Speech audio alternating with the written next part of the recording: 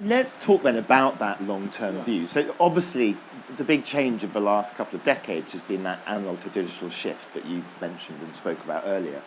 Where are we in that transition? I mean, are you expecting by 2030 a 90x% digital market? Will the definitions have eroded Well, it's that everything's digital? 65% now, if you can divide it. It's forecast by Michael Nathanson and others to be 70% by 2024 or 2025. Advertising is a proportion of GDP. When I started in the industry, it was going from 1 to 2%. It went from 2% back down to 1%. It's forecast. Michael Nathanson's taken down his forecast from 1.7 to 1.5, but it's going to go from 1 to 1.5, purely driven by digital.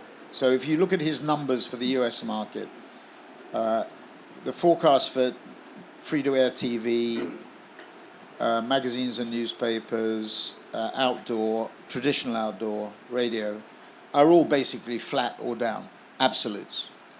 Digital, on the other hand, is on the up. Now, do you see any signs of a digital slowdown?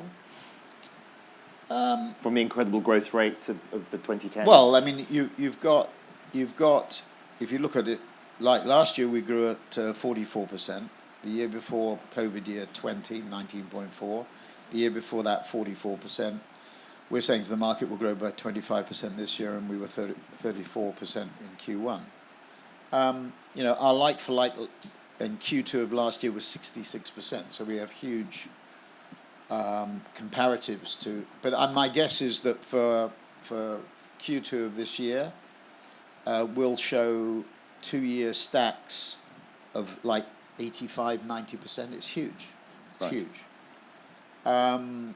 So do I see slow? It's interesting. I mean, the platform. I guess another way. At what point do we reach digital maturity? Let me try. So Google, I would, the last pillar to fall, if we are going into recession, the last digital pillar to fall will be Google. I mean, that would be the last one that came under pressure. There's clearly some pressure on Meta, but that's pressure from TikTok and Apple. I mean, Apple has quietly built a $10 billion ad platform. So the numbers are important. So Google last year was $215 billion, Facebook 115, Amazon 31. This year there'll be 41. And actually, interesting, Cannes. I think one of the most interesting things at Cannes, if not the most interesting, is Amazon's presence, and presence with its ad platform, and it is significant. So, people talk about Musk and Twitter, but Twitter's at 5.5 billion.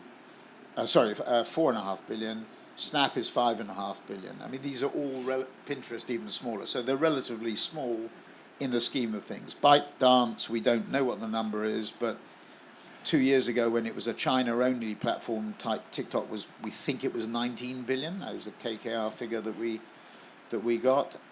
It might be 30 now. So they're up there. I mean, they're the only ones to break through. But Google is the strongest, in my view. Apple has built a platform on the IDFA change, and that's becoming significant and will become more significant. I'm prepared to predict that Amazon will go from 40 billion to 100 billion in time, and is a big driver of small and medium-sized businesses. I mean, this is the thing I think that people don't understand about the platforms. It's Jack Ma was the one who got people to focus on it in China, because he said Alibaba was the platform of Chinese entrepreneurs.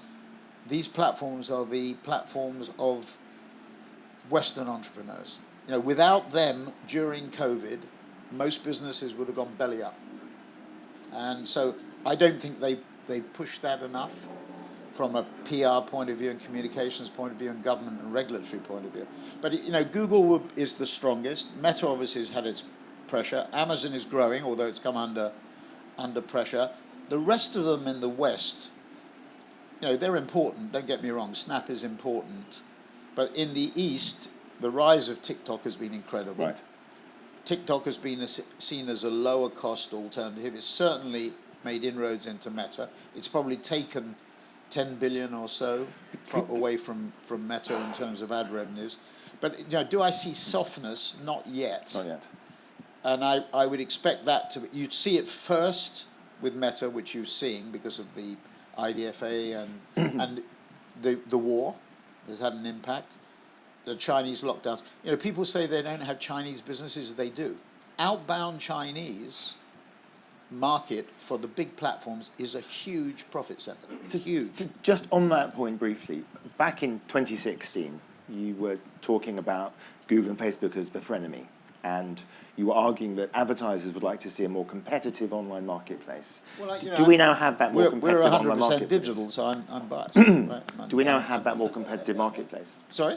Do we now have that more competitive online marketplace? No, listen, it's the war has proven that technology is really important.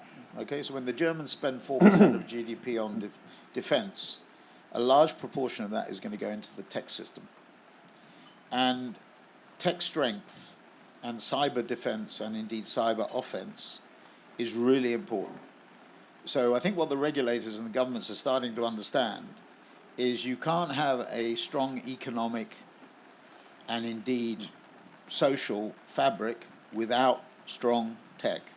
So the indiscriminate regulation and restriction, indiscriminate, of tech doesn't work because it hobbles the country ultimately. And you can see that in a number of ways. So having a strong tech ecosystem is really, really important for national strength. And even the Chinese see that. I mean, it's sort of becoming apparent that when they jumped on the tech platforms in the private education area, the gaming area, some of the quote-unquote social ills of social media, etc., that maybe they went a bit too far. And they're starting, it seems, you know, the rumors about Alibaba's share price surged a couple of days ago because maybe they'll give Jack Ma the license to set up a holding company so Ant Financial can go public. So we'll see how it plays out, but my bet would be that you'll see the regulatory pressure decline, not just to allow the bigger companies to grow, not through acquisition, because they'll be restricted on that, but to grow organically, but also to encourage a strong ecosystem. It's fundamentally important to the strength of any economy to have a strong tech ecosystem with strong big players and strong small players. And do you believe positively that that strong tech ecosystem will give rise to a more competitive online media marketplace? Well, there are frictions and inefficiencies in it. You know, people say, what do you think about crypto and blockchain? And my answer to it is, you know, I'm with Charlie Munger, so I'm 98 years old in relation to crypto. I don't get it, I don't understand it, and I've got to believe that if governments and central banks introduced digital currencies, you know, that would be the end of it. Blockchain, on the other hand, I think is really significant in terms of simplifying supply chains. You remember those, in the early days of the internet, we used to have those maps. In fact, we used it in one of our prospectuses of the tech, you know, I think it was that guy, Terry Kawaja, yes, right, who had the Lumascape, or whatever it is, you know, which was incredibly complicated. Blockchain will remove a lot of those frictions, you know, the sticky fingers in between, right? So I do think that you're getting a more efficient digital ecosystem, that a lot of the inadequacies and frictions and middlemen and middlewomen are being removed. It's still, you know, a bit opaque, but there are parts of the traditional media market that are opaque. And although clients, you know, have complained about it, and trade associations have complained about it, actually in many markets of the world, nothing has been done about it. I mean, get this on the table. I mean, I can remember, you know, Middle East, Japan, probably be the biggest examples, where clients complained bitterly about opacity, but did sweet Fanny Adams about dealing with it. So it's not just a digital phenomenon.